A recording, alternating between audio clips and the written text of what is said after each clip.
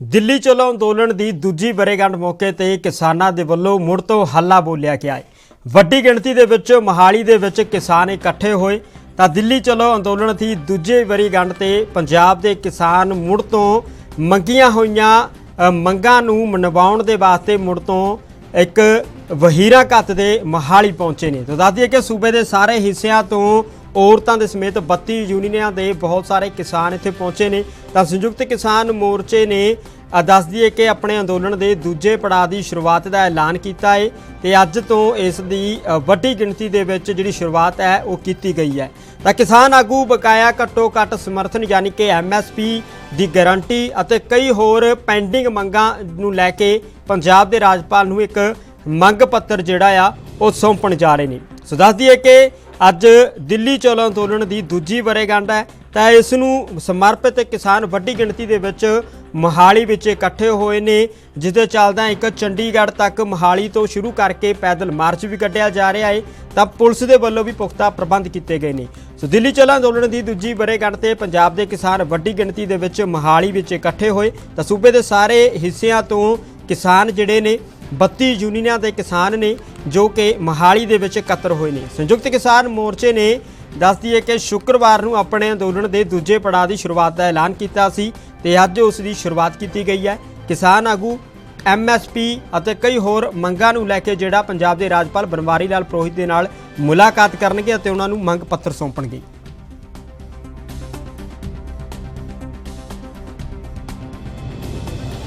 आज का प्रोग्राम चंडीगढ़ में संयुक्त मोर्चे का जो दिया हुआ सारी स्टेटों में, हिंदुस्तान की 25 स्टेटों में आज हो रहा है, वो हम भी कर रहे हैं।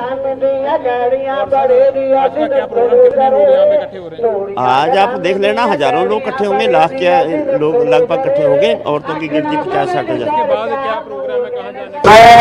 ਅੱਜ ਅਸੀਂ ਜਿਹੜੀ ਆ ਭੀੜ ਆ ਜਿੰਨਾ ਇੱਥੇ 2-4 ਸਾਲਾਂ 'ਚ ਪਹਿਲਾਂ ਚੰਡੀਗੜ੍ਹ ਜਾਂ ਮੋਹਾਲੀ 'ਚ ਇਕੱਠ ਹੋਇਆ ਉਹਨੂੰ ਸਾਰਿਆਂ ਨਾਲੋਂ ਵੱਧ ਅਸੀਂ ਅੱਜ ਇੱਥੇ ਇਕੱਠ ਕਰ ਦੇਵਾਂਗੇ। ਕੁਝ ਲੋਕਾਂ ਨੂੰ, ਕੁਝ ਪ੍ਰੈਸ ਨੂੰ, ਕੁਝ ਸਾਡੇ ਲੋਕਾਂ ਨੂੰ ਭੁਲੇਖਾ ਪੈ ਗਿਆ ਸੀ ਕਿ ਵੀ SKM ਸੱਦੇ ਤੇ ਲੋਕ ਨਹੀਂ ਆਉਂਦੇ। ਅੱਜ ਅਸੀਂ ਇੱਕ ਉਹ ਵੀ ਦਿਖਾ ਦੇਵਾਂਗੇ ਵੀ ਕਿਵੇਂ ਲੋਕ ਆਪਦੇ ਵਹੀਰਾਂ ਘੱਤ ਕੇ ਆਉਂਦੇ। 1 ਘੰਟੇ ਦੇ ਵਿੱਚ ਦੇਖਿਓ ਤੁਹਾਨੂੰ ਇੱਥੇ ਜਗ੍ਹਾ ਨਹੀਂ ਮਿਲੂਗੀ, ਕਿਉਂਕਿ ਅੱਜ ਸਾਨੂੰ 2 ਸਾਲ ਹੋ ਗਏ ਨੇ ਜਿਹੜਾ ਸਾਡਾ ਅੰਦੋਲਨ ਸ਼ੁਰੂ ਕੀਤਾ ਸੀ ਅਸੀਂ। ਇਹ ਆ ਦੂਜੀ ਵਰ੍ਹੇਗੰਢ ਤੇ ਅਗਲੇ ਅੰਦੋਲਨ ਦੀ ਅਸੀਂ ਸ਼ੁਰੂ ਅੱਜ ਤੋਂ ਆਗਾਜ਼ ਕਰਨ ਜਾ ਰਹੇ ਹਾਂ। क्या क्या मांगे हैं आपकी? ਸਾਡੀ 3 ਕਾਨੂੰਨ ਤੋਂ ਵਾਪਸ ਹੋ ਗਏ ਸੀ। ਐਸਪੀ ਦੀ ਜਿਹੜੀ ਸਾਡੀ ਮੰਗ ਸੀ ਜਿਹਨੂੰ C2+ 50% ਦੇ ਹਿਸਾਬ ਨਾਲ ਅਸੀਂ ਮੰਗਦੇ ਹਾਂ, ਸਵਾਮੀਨਾਥਨ ਕਮਿਸ਼ਨ ਕੀ ਰੋਟ, ਉਹ ਸਾਡੀ ਬਾਕੀ ਰਹਿੰਦੀ ਆ। ਉਸ ਤੋਂ ਬਾਅਦ ਲਖਮੀਰਪੁਰ ਖੀਰੀ ਦਾ ਸਾਨੂੰ ਇਨਸਾਫ ਨਹੀਂ ਮਿਲਿਆ, ਸਾਡੇ ਸ਼ਹੀਦ ਹੋ ਗਏ ਸੀ ਕਿਸਾਨ, ਉਹਨਾਂ ਦਾ ਇਨਸਾਫ ਨਹੀਂ ਮਿਲਿਆ, ਉੱਥੇ ਸਾਨੂੰ ਨਜਾਇਜ਼ ਤੰਗ ਕੀਤਾ ਜਾ ਰਿਹਾ। ਤੀਸਰਾ 2020 ਬਿੱਲ, ਬਿਜਲੀ ਸੋਧ ਬਿੱਲ, ਉਹ ਵੀ ਇਹਨਾਂ ਨੇ ਵਾਪਸ ਨਹੀਂ ਲਿਆ। ਤੇ ਉਸ ਤੋਂ ਬਾਅਦ ਅਸੀਂ ਕਹਿੰਦੇ ਹਾਂ ਸਾਡੇ ਕਰਜ਼ੇ, ਸਰਕਾਰ ਦੀਆਂ ਗਲਤ ਨੀਤੀਆਂ ਕਰਕੇ ਕਰਜ਼ੇ ਚੜੇ ਆ, ਉਹ ਸਾਰੇ ਕਰਜ਼ੇ ਮਾਫ ਹੋਣੇ ਚਾਹੀਦੇ ਆ। ਚੌਥਾ ਅਸੀਂ ਕਹਿੰਦੇ ਆ ਵੀ ਜਿਹੜੇ ਕਿਸਾਨ ਨੇ ਉਹਨਾਂ ਨੇ ਸਾਰੀ ਉਮਰ ਕੰਮ ਕੀਤਾ, ਸਾਡੀਆਂ ਮਾਤਾ ਨੇ, ਸਾਡੇ ਬਾਪੂਆਂ ਨੇ ਕੰਮ ਕੀਤਾ, 60 ਸਾਲ ਤੋਂ ਬਾਅਦ ਉਹਨਾਂ ਨੂੰ 10,000 ਰੁਪਈਆ ਜਿਹੜੀ ਇਹ ਪੈਨਸ਼ਨ ਲੱਗਣੀ ਚਾਹੀਦੀ ਆ। ਜਿਹੜੀਆਂ ਸਾਡੀਆਂ ਫਸਲਾਂ ਖਰਾਬ ਹੋ ਜਾਂਦੀਆਂ ਉਹਦਾ ਸਰਕਾਰ ਫ੍ਰੀ ਬੀਮਾ ਕਰੇ। ਇਹ ਸਾਡੀਆਂ ਮੰਗਾਂ ਨੂੰ ਲੈ ਕੇ ਅੱਜ ਅਸੀਂ ਗਵਰਨਰ ਸਾਹਿਬ ਨੂੰ 2:30 ਵਜੇ ਮੰਗ ਪੱਤਰ ਦੇਣ ਜਾ ਰਹੇ ਹਾਂ। अगर रास्ते में पुलिस ने बैरिकेडिंग करी हुई है, अगर रोकेंगे तो क्या फिर आगे का प्लान है? ਕੋਈ ਗੱਲ ਨਹੀਂ, ਅਸੀਂ ਤਾਂ ਚੰਡੀਗੜ੍ਹ ਐਂਟਰ ਹੋਣਾ, ਅਸੀਂ ਕੋਈ ਇਹੋ ਜਿਹਾ ਉਹਨਾਂ ਨਾਲ ਟਸਲ ਪੈਦਾ ਨਹੀਂ ਕਰਾਂਗੇ। ਕੋਈ ਇਹੋ ਜਿਹਾ ਪੂਰਨ ਸ਼ਾਂਤਮਈ ਢੰਗ ਦੇ ਨਾਲ ਜਿੱਥੇ ਪੁਲਿਸ ਰੋਕੂ ਅਸੀਂ ਉੱਥੇ ਬੈਠ ਜਾਵਾਂਗੇ ਤੇ ਉੱਥੇ ਹੀ ਉਹਨਾਂ ਨੂੰ ਮੰਗ ਪੱਤਰ ਦੇ ਦੇਵਾਂਗੇ। ਉਸ ਤੋਂ ਬਾਅਦ ਰਾਜਪਾਲ ਦੇ ਨਾਲ ਅਸੀਂ ਮੀਟਿੰਗ ਕਰਾਂਗੇ।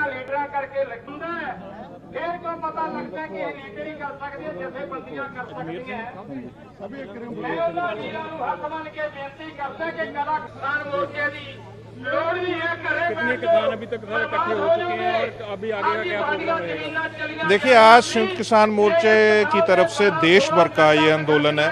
26 नवंबर को सभी राजधानियों में राजभवन की तरफ मार्च करने की कॉल थी, तो पंजाब के लोग आ रहे हैं। लगभग 1:30-2 बजे तक ये हजारों की संख्या में किसान जुड़ जाएंगे। लगभग 2:30 बजे तक यहाँ पे पब्लिक मीटिंग चलेगी। 2:30 बजे राजभवन की तरफ मार्च शुरू होगा और मेमोरेंडम दिया जाएगा। ये एक प्रोग्राम है। इस प्रोग्राम के ऊपर अभी कारवा आगे बढ़ रहा है। बैरिकेडिंग कर दी है चंडीगढ़ बॉर्डर पे, अगर वो आगे नहीं जाने देंगे तो फिर क्या? देखिए, एक बात बहुत स्पष्ट हमने उनको कहा था कि हम चंडीगढ़ की जूहू में मेमोरेंडम नहीं देंगे, चंडीगढ़ में घुस के देंगे। भले ही 50 मीटर हमें घुस दिया जाए इजाजत, हम पीसफुल रहना चाहते हैं। ये चंडीगढ़ एडमिनिस्ट्रेशन के ऊपर निर्भर करेगा कि उसने पंजाब के किसानों को अपनी ही राजधानी में अपना मेमोरेंडम देने का हक देना है या नहीं देना है। अगर ये नहीं देंगे तो ये एक सवाल टीस हमारे मन में रहेगा कि हमें अपनी राजधानी में घुसने नहीं दिया जा रहा।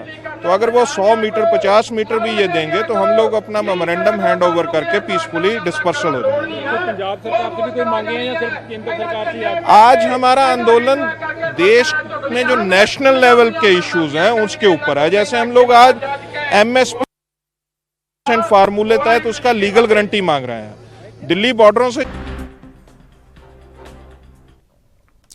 ਸੋ ਕਿਸਾਨ ਮੁੜ ਤੋਂ ਸੜਕਾਂ ਤੇ ਉਤਰੇ ਨੇ। ਤਾਜ਼ਾ ਅਪਡੇਟ ਲੈਣੇ ਆ ਚੰਡੀਗੜ੍ਹ ਤੋਂ ਸਾਡੇ ਨਾਲ ਅਮਿਤ ਜੁੜ ਚੁੱਕੇ ਨੇ। ਅਮਿਤ, ਕਿਸਾਨ ਮੁੜ ਤੋਂ ਪ੍ਰਦਰਸ਼ਨ ਕਰਦੇ ਨਜ਼ਰ ਆ ਰਹੇ ਨੇ। ਅੱਜ ਮੰਗ ਪੱਤਰ ਜਿਹੜਾ ਆ ਰਾਜਪਾਲ ਬਨਵਾਰੀ ਲਾਲ ਪੁਰੋਹਿਤ ਨੂੰ ਵੀ ਸੌਂਪਿਆ ਜਾਣਾ। ਇਸ ਵਕਤ ਦੀ ਜੇਕਰ ਗੱਲ ਕੀਤੀ ਜਾਵੇ ਤਾਂ ਕਿਉਂਕਿ ਕਿਸਾਨ ਜਿਹੜੇ ਨੇ ਮੋਹਾਲੀ ਪਹੁੰਚੇ ਸੀ ਤਾਂ ਮੋਹਾਲੀ ਤੋਂ ਇੱਕ ਕੂਚ ਕੀਤੀ ਗਈ ਸੀ ਚੰਡੀਗੜ੍ਹ ਦੇ ਵਿੱਚ ਕਿ ਚੰਡੀਗੜ੍ਹ ਦੇ ਵਿੱਚ ਉਹ ਦਾਖਲ ਹੋ ਪਾਏ ਨੇ ਤੇ ਪੁਖਤਾ ਪ੍ਰਬੰਧ ਕਿਹੋ ਜਿਹੇ ਦੇਖਣ ਦੇ ਵਿੱਚ ਆ ਰਹੇ ਨੇ?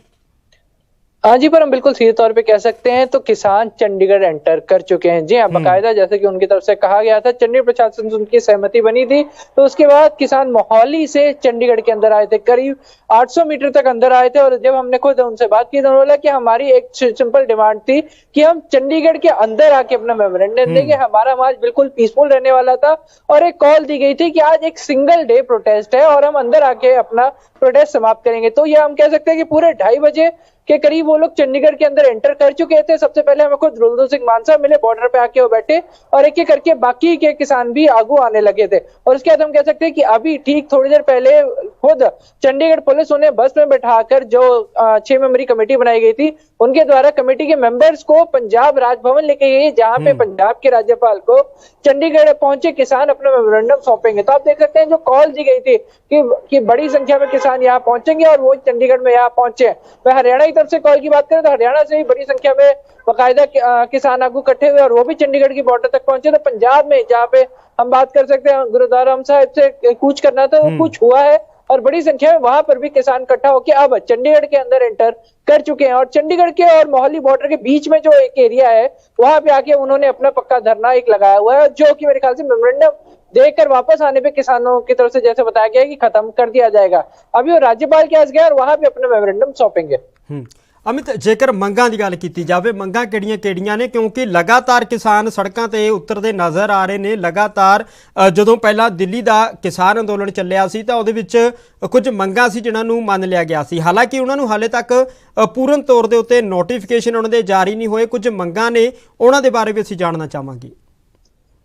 देखिए, पर हम सीधे तौर पर बात करें तो सबसे पहली एक डिमांड से शुरू करता हूँ लखीमपुर खीरी की, जो आपको बताया कि जिस इंसिडेंट पे वो जो हुआ था उस इंसिडेंट को लेके लगातार ही हम डिमांड चल रही है कि उसके ऊपर गुनहगारों को सख्त से सख्त सजा दी जाए। तो ये एक पहली डिमांड अगर हम कहें फिक्स डिमांड चल रही है।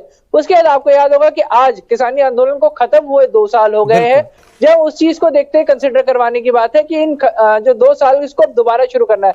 पिछले बार यहाँ पे था तो अब उसके 2 साल बाद हम कह सकते हैं कि आज सभी जो किसान इस आंदोलन में शहीद हुए थे उनको याद किया गया था और दोबारा से आंदोलन का आगाज किया गया, क्योंकि जो वादे किए गए थे केंद्र सरकार के तरफ से 3 कृषि कानूनों के अलावा कई और हम कह सकते हैं संशोधन के ऊपर सहमति बनी थी। जैसे बाकायदा बिजली शोध बिल की हम बात कर ले, MSP को लेकर जो प्राइस देने की बात थी, उन सभी चीजों को लेकर जो सहमति बनी थी उन्हें ग्राउंड पे इंप्लीमेंट नहीं किया गया। तो किसान उसी चीज को लेकर आपसे दोबारा से अपना आंदोलन करें और ये सिर्फ पंजाब में नहीं शुरू हुआ, ये हम कह सकते हैं पूरी देश भर की कॉल थी। और हर देश, अगर हम कहें कि हर स्टेट में अगर हम बात करें तो राज्यपालों को बाकायदा किसानों ने अपने मेमोरेंडम सौंपने और हम कह सकते हैं कि आज पंजाब में इसकी शुरुआत हुई है। जैसे आपको याद हो पिछली बार किसान आंदोलन की शुरुआत पंजाब से हुई थी, तो इस बार दोबारा जो अगला किसान आंदोलन शुरू हो रहा है तो उसकी भी शुरुआत फिर से पंजाब से होती हुई नजर आ रही है। ਅਮਿਤ, ਜਿਸ ਤਰੀਕੇ ਦੇ ਨਾਲ ਜਦੋਂ ਦਿੱਲੀ ਦੇ ਵਿੱਚ ਕਿਸਾਨ ਅੰਦੋਲਨ ਸ਼ੁਰੂ ਹੋਇਆ ਸੀ ਤਾਂ ਉਸ ਵਕਤ ਕਿਸਾਨਾਂ ਦੀਆਂ ਜਿੰਨੀਆਂ ਵੀ ਜਥੇਬੰਦੀਆਂ ਸੀ ਸਾਰੀਆਂ ਇੱਕ ਹੋ ਕੇ ਕੰਮ ਕਰ ਰਹੀਆਂ ਸੀ, ਇੱਕ ਹੋ ਕੇ ਅੰਦੋਲਨ ਕਰ ਰਹੀਆਂ ਸੀ। ਪਰ ਜਦੋਂ ਕਿਸਾਨ ਅੰਦੋਲਨ ਦਿੱਲੀ ਵਾਲਾ ਖਤਮ ਹੋਇਆ ਤਾਂ ਉਸ ਤੋਂ ਬਾਅਦ ਕਿਤੇ ਨਾ ਕਿਤੇ ਕਿਸਾਨਾਂ ਦੀਆਂ ਜਥੇਬੰਦੀਆਂ ਦੇ ਵਿੱਚ ਵੀ ਪਾੜ ਪੈਂਦਾ ਹੋਇਆ ਨਜ਼ਰ ਆਇਆ ਸੀ। ਤਾਂ ਜਾਣਨਾ ਚਾਹਾਂਗੇ ਅੱਜ ਵੱਡਾ ਇਕੱਠ ਕੀਤਾ ਗਿਆ ਹੈ, ਕਿਹੜੀਆਂ ਜਥੇਬੰਦੀਆਂ ਨੇ ਜਿਨ੍ਹਾਂ ਦੇ ਵੱਲੋਂ ਅੱਜ ਦੀ ਕਾਲ ਤੇ ਸੱਦੇ ਦੇ ਉੱਤੇ ਇਹ ਵੱਡਾ ਮਾਰਚ ਕੀਤਾ ਗਿਆ है? पर हम सीधे तौर पर बात करें तो किसी एक जत्थेबंदी का नाम नहीं लिया गया। हमको याद होगा कि संयुक्त किसान मोर्चा एक अलग जत्थेबंदी बनाई गई थी जब हमने कहा था कि दिल्ली में किसानी आंदोलन चल रहा था। तो आज भी संयुक्त किसान मोर्चे के अंदर ही ये कॉल दी गई थी और जैसे कि हमें उनकी तरफ से मेमोरेंडम दिया गया उसमें 33 किसान जथेबंदियों का नाम मेंशन्ड है, जिसे पुरानी 33 का नाम दिया गया है। तो अब ये कॉल है और इसमें हम कह सकते हैं कि एक इनपुट की बात है कि अगर इस कॉल पर कितना असर देखने को मिलता है, उसको लेकर ये बार बार भी बात की जा रही थी कि जब भी संयुक्त किसान, जब से दिल्ली का मोर्चा खत्म हुआ है, एसकेएम कॉल देती है तो भीड़ उस हिसाब से नहीं आती थी, वो रिस्पॉन्स नहीं मिलता था। पर आज की कॉल अगर हम देखें तो आज एक बहुत ही पॉजिटिव रिस्पॉन्स किसानों की कॉल को देखने मिला है और बड़ी संख्या में हम कह सकते हैं कि चंडीगढ़ और मोहाली किसान पहुंचे। तो पुरानी कॉल और एक पुराना अगर हम कहें कि आंदोलन, शायद हमें उसकी एक झलक दोबारा से आज देखने को मिली है चंडीगढ़ में। ठीक है अमित, बहुत बहुत शुक्रिया इस जानकारी ਦੇ ਵਾਸਤੇ। ਸੋ ਦੱਸ ਦਈਏ ਕਿ ਕਿਸਾਨਾਂ ਦੇ ਵੱਲੋਂ ਕੂਚ ਕੀਤਾ ਜਾ ਰਿਹਾ ਹੈ ਚੰਡੀਗੜ੍ਹ ਦੇ ਵਿੱਚ, ਉੱਥੇ ਹੀ ਪੁਖਤਾ ਪ੍ਰਬੰਧ ਜਿਹੜੇ ਨੇ ਪੁਲਿਸ ਦੇ ਦੇਖਣ ਨੂੰ ਮਿਲੇ ਨੇ। ਤਾਂ ਦੱਸ ਦਈਏ ਕਿ ਇਹਨਾਂ ਪ੍ਰਬੰਧਾਂ ਦੇ ਚੱਲਦਿਆਂ 6 ਮੈਂਬਰੀ ਕਮੇਟੀ ਜਿਹੜੀ ਕਿਸਾਨਾਂ ਦੀ ਬਣਾਈ ਗਈ ਸੀ, ਉਹਨਾਂ ਦਾ ਇੱਕ ਵਫਦ ਜਿਹੜਾ ਹੈ ਉਹ ਰਾਜਪਾਲ ਭਵਨ ਦੇ ਲਈ ਵੀ ਰਵਾਨਾ ਕੀਤਾ ਗਿਆ ਹੈ। ਜਿਸ ਤਰੀਕੇ ਦੇ ਨਾਲ ਅਮਿਤ ਨੇ ਜਾਣਕਾਰੀ ਸਾਂਝੀ ਕੀਤੀ ਹੈ, ਸੋ ਦੱਸ ਦਈਏ ਕਿ ਕੁਝ ਹੀ ਸਮੇਂ ਦੇ ਵਿੱਚ ਜਿਹੜੀ ਮੁਲਾਕਾਤ ਹੈ ਬਨਵਾਰੀ ਲਾਲ ਪੰਜਾਬ ਦੇ ਰਾਜਪਾਲ ਨੇ ਉਹਨਾਂ ਦੇ ਨਾਲ ਹੋਵੇਗੀ ਅਤੇ ਮੰਗ ਪੱਤਰ ਜਿਹੜਾ ਕਿਸਾਨਾਂ ਦੇ ਵੱਲੋਂ ਸੌਂਪਿਆ ਜਾਵੇਗਾ।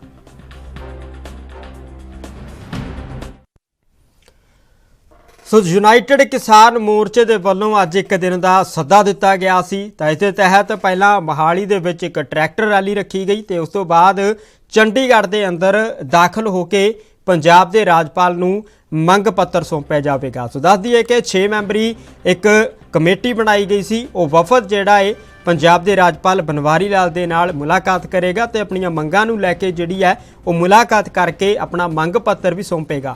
ਤਾਂ ਉੱਥੇ ਪੁਲਿਸ ਦੇ ਵੱਲੋਂ ਵੀ ਵੱਡੀ ਗਿਣਤੀ ਦੇ ਵਿੱਚ ਤੈਨਾਤੀ ਕੀਤੀ ਗਈ ਹੈ, ਪੁਖਤਾ ਪ੍ਰਬੰਧ ਕੀਤੇ ਗਏ ਨੇ ਅਤੇ DIG ਭੁੱਲਰ ਦਾ ਵੀ ਕਹਿਣਾ ਹੈ ਕਿ ਕਿਸਾਨਾਂ ਦਾ ਇੱਕ ਵਫਦ ਜਿਹੜਾ ਹੈ ਉਹ ਗਵਰਨਰ ਹਾਊਸ ਦੇ ਵੱਲ ਰਵਾਨਾ ਕਰ ਦਿੱਤਾ ਗਿਆ ਹੈ ਅਤੇ ਪੂਰੇ ਪੁਖਤਾ ਪ੍ਰਬੰਧ ਕੀਤੇ ਗਏ ਨੇ ਤੇ ਕਿਸਾਨਾਂ ਦੀ ਪੂਰੀ ਜਿਹੜੀ ਸੁਣਵਾਈ ਹੈ ਉਹ ਵੀ ਕੀਤੀ ਜਾ ਰਹੀ ਹੈ।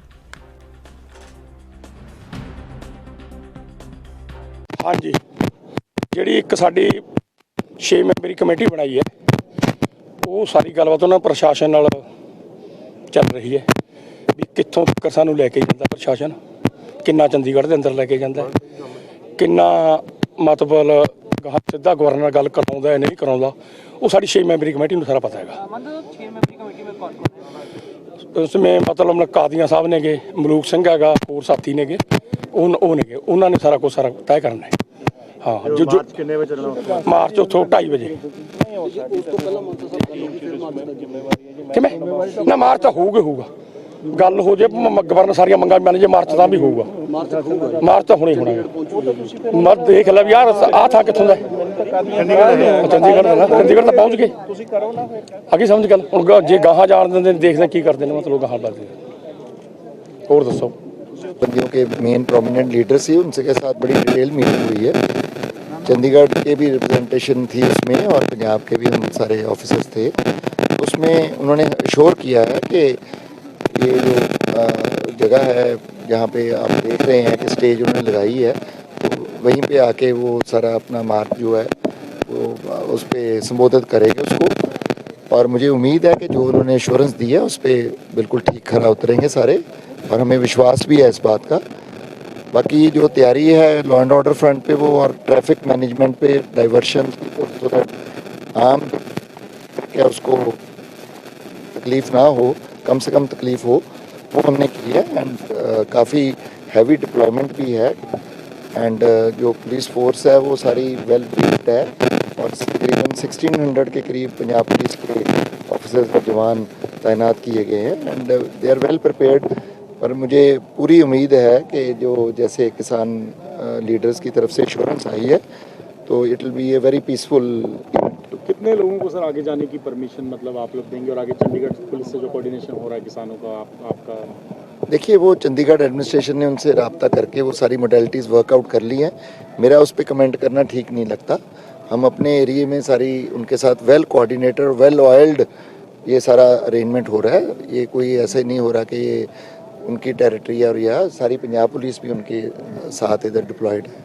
तो यहाँ बैरिकेड तक आने दिया जाएगा सर मार्च को, जो किसान मार्च लेके आएंगे? देखो, वो अभी बात उनसे हो रही है वहाँ से, तो जैसे मोडेलिटीज़ वर्कआउट होंगी उस हिसाब से सारा ये